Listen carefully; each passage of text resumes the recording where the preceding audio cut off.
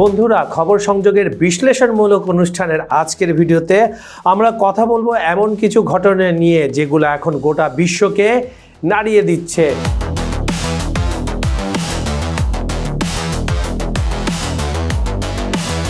প্রথমে রাশিয়ার জন্য ইউক্রেনের যে কোনো ধরনের পশ্চিমা সামরিক উপস্থিতি অগ্রহণযোগ্য হবে পুতিন বলেছেন। এরপর ইউরোপীয় গণতন্ত্র মার্কিন নজরে, তারপর একে একে আমেরিকা বনাম চীন আর ভেনেজুয়েলা, যুদ্ধজাহাজ দিয়ে ঘেরাও, তেলের লড়াই আর দুই পরাশক্তির মুখোমুখি অবস্থান। এরপর ইউক্রেন যুদ্ধে 1 বছরে 5 লাখ সৈন্য হারানোর দাবি। রাশিয়ার এই চাঞ্চল্যকর তথ্য কতটা সত্যি? শেষ পর্যন্ত থাকুন, কারণ আজকের ভিডিওতে আপনি জানবেন এমন সব তথ্য যা মূলধারার মিডিয়া হয়তো আপনাকে পুরোপুরি বলছে না।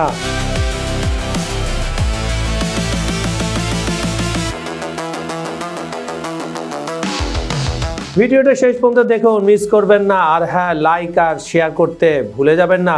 চলুন শুরু করা যাক বিশ্ব রাজনীতির জ্বলন্ত কিছু ইস্যু। রাশিয়া, ভেনেজুয়েলা, চীন ও ইউক্রেন। রাশিয়ার জন্য ইউক্রেনের যে কোনো ধরনের পশ্চিমা সামরিক উপস্থিতি অগ্রহণযোগ্য। কে বলেছে? পুতিনের পররাষ্ট্র মন্ত্রণালয়। চলুন শুরু করা যাক রাশিয়াকে দিয়ে। রাশিয়া পররাষ্ট্র মন্ত্রণালয়ের মুখপাত্র মারিয়া জাকারোভা বলেছেন, ইউক্রেনের পশ্চিমা সেনা মোতায়েন যে কোনো অজুহাতে এবং যে কোনো ফরম্যাটে হোক না কেন রাশিয়ার কাছে সম্পূর্ণ অগ্রহণযোগ্য।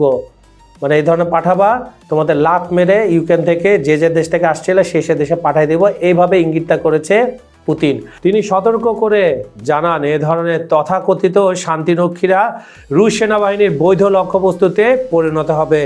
এর আগে ব্রিটিশ প্রধানমন্ত্রী কিয়ার স্টারমার বলেছিলেন, যুদ্ধবিরতি কার্যকর হলে ইউক্রেনের সেনা মোতায়েনের পরিকল্পনা নিয়ে তথাকথিত কোয়ালিশন অব দ্য উইলিং প্রস্তুতি সম্পূর্ণ করেছে।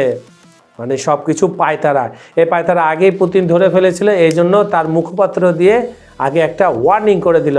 কারণ লাথি মারার আগে একটা তো ওয়ার্নিং দেওয়া দরকার, নাহলে ইউরোপিয়ান বলবে, ভাই লাথি মারলা, আমাকে তো আগে সাবধান করলা না। এক ব্রিফিংয়ে জাকারোভা বলেন, ইউক্রেনের ভূখণ্ডে পশ্চিমা সেনা মোতায়েন যে কোনো ছদ্মবেশে এবং যে কোনো রূপে তাদের জন্য গ্রহণযোগ্য নয়। রাশিয়া বারবার বলেছে, এই ধরনের ছদ্ম শান্তিরক্ষীরা রুশ সেনাবাহিনীর বৈধ লক্ষ্যবস্তুতে পরিণত হবে। তিনি সংশ্লিষ্ট গোষ্ঠীকে যুদ্ধ উস্কানিদাতাদের জোট আখ্যা দিয়ে বলেন, তাদের কর্মকাণ্ড কেবল বিস্ময় সৃষ্টি করে। জাকারোভা আরও বলেন, শান্তির কথা বলে সব পক্ষের স্বার্থ বিবেচনায় নিয়ে সংকট সমাধানের পথ খোঁজার বদলে এই জোটভুক্ত দেশগুলো কার্যত ইউক্রেন দখলের পরিকল্পনায় তৈরি করছে। ইউরোপীয় গণতন্ত্র মার্কিন নজরে, রুশ নির্বাচনে হস্তক্ষেপের আশঙ্কা রাশিয়ার পররাষ্ট্রমন্ত্রী সার্গেই ল্যাভরভ বলেছেন, পশ্চিমা দেশগুলো 2026 সালে রাশিয়ার স্টেট ডুমা নির্বাচনে প্রভাব বিস্তার করার চেষ্টা করতে যাচ্ছে। আবার তারা বলে না, বাঘের লেজ দিয়ে শিয়াল কান চুলকানোর অবস্থা। তারপরে পুতিনের লেজ নিয়ে টানা হেঁচাটা করবেন না, পুরো আপনার মুখ এদিক দিয়ে 90 ডিগ্রি অ্যাঙ্গেলে ঘুরাই দিবে। পুতিন এমন জিনিস। ইউনাইটেড রাশিয়া দলের জেনারেল কাউন্সিল আন্তর্জাতিক সহযোগিতা কমিশনের বৈঠকে দেওয়া বক্তব্যে ল্যাভরভ এই কথা বলেন। ল্যাভরভ নিজের কথা না, এটা আসলে পুতিনের কথা। পররাষ্ট্র মন্ত্রণালয়ের ওয়েবসাইটে ওই বক্তব্যে প্রকাশ করা হয়েছে। তিনি আরও বলেন, ইউরোপ যে ধরনের গণতন্ত্র চর্চা করা হচ্ছে তা নিয়ে যুক্তরাষ্ট্র ইউরোপের প্রতি এক ধরনের কড়া বার্তা পাঠিয়েছে। রুশ পররাষ্ট্রমন্ত্রী প্রধান বক্তব্যগুলো তুলে ধরা হয়েছে এইভাবে, ইউক্রেনের সম্ভাব্য নির্বাচন প্রসঙ্গে মার্কিন প্রেসিডেন্ট ডোনাল্ড ট্রাম্প ইউক্রেনের প্রেসিডেন্ট নির্বাচন হওয়ার প্রয়োজনীয়তার কথা বলার প্রশ্ন উঠছে। পশ্চিমা দেশগুলো কিভাবে সেই নির্বাচন পরিকল্পিতভাবে পরিচালনা করবে। ল্যাভরভ এ সময় আরও বলেন, একটি বিষয় মনে করে দিই, জনগণ আপনাকে নির্দিষ্ট মেয়াদের জন্যই নির্বাচিত করেছে। মেয়াদ শেষে ক্ষমতা আঁকড়ে থাকবে না, জনগণই নির্বাচনের মাধ্যমে সিদ্ধান্ত নেবে। ইউরোপে প্রচলিত গণতন্ত্র নিয়ে ল্যাভরভ বলেন, ইউরোপে যেভাবে গণতন্ত্র বোঝা ও চর্চা করা হয়, যুক্তরাষ্ট্র এখন আর তার পক্ষে নেই। এটা একটি শক্তিশালী সিগন্যাল। তিনি ইউরোপীয় কূটনীতির প্রধান কাজা কালাসের বক্তব্যের কথা উল্লেখ করেন, যেখানে তিনি বলেছেন, আর্মেনিয়াকে মলদোভার মতোই সহায়তা করবে। ল্যাভরভের মতে এটি একটি স্পষ্ট স্বীকারোক্তি, খোলামেলা স্বীকারোক্তি, পুরোপুরি স্বীকারোক্তি। এছাড়া ইউরোপীয় কমিশনের প্রধান উর্সুলা ভন ডার লায়েন যুক্তরাষ্ট্রকে ইউরোপীয় গণতন্ত্রে হস্তক্ষেপ না করতে যে আহ্বান জানিয়েছেন সেটিকেও তিনি বিস্ময়কর বলে উল্লেখ করেন, বিশেষ করে রোমানিয়া ও মলদোভায় যা ঘটছে তার প্রেক্ষাপটে। ওরা নিজেরা খুব একটা বুদ্ধিমান নয় বলেই হয়তো আধুনিক প্রযুক্তির সাফল্যের উপর ভরসা করতে হয়। এবার যে একটু ভেনেজুয়েলা সংকট, নতুন শীতল যুদ্ধের ইঙ্গিত। কল্পনা করুন আপনার দেশকে চারদিক থেকে যুদ্ধ জাহাজ দিয়ে ঘিরে ফেলা হয়েছে, কোনো জাহাজ ঢুকতে পারছে না, বের হতে পারছে না, কিন্তু আমেরিকার জাহাজগুলো যারা তেল বাণিজ্য করে ভেনেজুয়েলায় সেগুলো ঠিকই বের হয়ে যাচ্ছে। এটাই এখন ভেনেজুয়েলা বাস্তবতা। ট্রাম্পের নৌ অবরোধ, ডোনাল্ড ট্রাম্প ঘোষণা দিয়েছিলেন দক্ষিণ আমেরিকার ইতিহাসে সবচেয়ে বড় নৌবহর দিয়ে ভেনেজুয়েলাকে অবরুদ্ধ করা হয়েছে। তার কথায় ভেনেজুয়েলা সরকার একটা সন্ত্রাসী সংগঠন, কারণ মাদক চোরাচালান, মানব পাচার আর মজার ব্যাপার তাদের সম্পদ চুরি। বাহ, কি সুন্দর কথা। এখন প্রশ্ন হলো তাদের সম্পদ মানে কি? ভেনেজুয়েলার তেল তো ভেনেজুয়েলারই, তাই না? গত সপ্তাহে কি হয়েছিল? আমেরিকার কোস্টগার্ড ভেনেজুয়েলার একটা তেলবাহী ট্যাঙ্কার জব্দ করে টেক্সাসে নিয়ে যায়। ভেনেজুয়েলার প্রেসিডেন্ট সেই সময় বলেছিলেন এটা চুরি, সরাসরি জোট চুরি, দস্যুতা। আর এখানে গল্পটা মোড় নেয় অন্যদিকে, চীনের এন্ট্রি হয়। ঠিক এই মুহূর্তে চীন মাঠে নামলো। চীনের পররাষ্ট্রমন্ত্রী ওয়াং ই ভেনেজুয়েলার পররাষ্ট্রমন্ত্রীকে ফোন করে পরিষ্কার জানিয়ে দিলেন চীন একতরফা হেনস্থার বিরোধিতা করে এবং স্বাধীন দেশের সার্বভৌমত্ব রক্ষাকে সমর্থন করে। কূটনীতির ভাষায় এর মানে কি জানেন? মানে হলো আমেরিকা আমরা দেখছি এবং আমরা ভেনেজুয়েলার সাথে আছি। কেন এটা গুরুত্বপূর্ণ? ভেনেজুয়েলা বিশ্বের সবচেয়ে বড় তেল মজুদের দেশগুলোর একটি, আর চীন ভেনেজুয়েলার সবচেয়ে বড় বাণিজ্যিক অংশীদারদের একজন।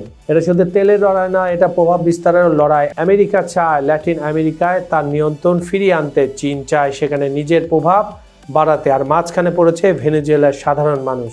এই পরিস্থিতি কি নতুন শীতল যুদ্ধের সূচনা? সময় বলে দিবে। এবার ফিরে আসি আবার ইউক্রেন যুদ্ধে 5 লাখ সৈন্যের মৃত্যু। একটি গুরুত্বপূর্ণ বিষয়ে রাশিয়ার প্রতিরক্ষা মন্ত্রী আন্দ্রে বেলাউসভ একটি বিস্ফোরক দাবি করেছেন। তিনি বলছেন শুধুমাত্র 2025 সালে, মানে এই বছরের জানুয়ারি থেকে আজ পর্যন্ত 19 ডিসেম্বর পর্যন্ত ইউক্রেন প্রায় 5 লাখ সৈন্য হারিয়েছে। Very sad. এই সংখ্যাটা কতটা বিশাল চলুন যোগ বিয়োগ করি। 5 লাখ মানে আমরা যে শহরে বসবাস করি, ঢাকা শহরে প্রায় 1/4 মানুষ। এটা শুধু একটা সংখ্যা নয়, এর পেছনে 5 লাখ পরিবার, স্ত্রী, সন্তান, বাবা মাও রয়েছে। রাশিয়া আরও দাবি করে শুধু সৈন্য নয়, ইউক্রেন নাকি হারিয়েছে 5,500 ট্যাঙ্ক ও সাজোয়াজান, 1,03,000-এরও বেশি সামরিক সরঞ্জাম, আর এগুলোর বেশিরভাগই ছিল পশ্চিমা দেশগুলোর দান খয়রাত।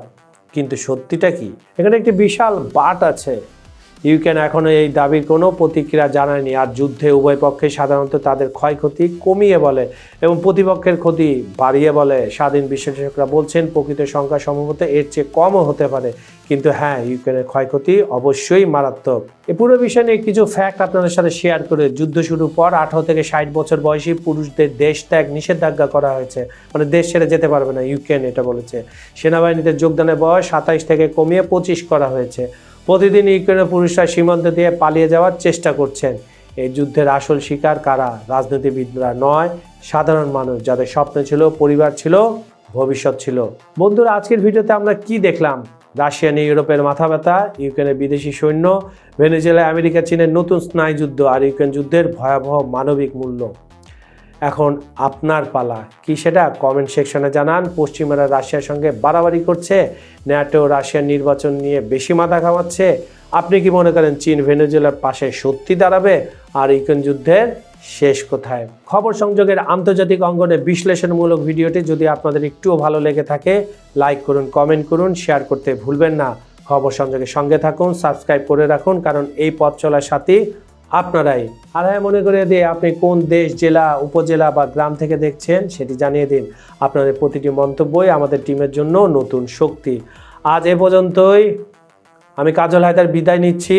আবার দেখা হবে আগামীকাল একই সময় একই চ্যানেলে, কিন্তু টপিক থাকবে ভিন্ন। ধন্যবাদ সবাইকে।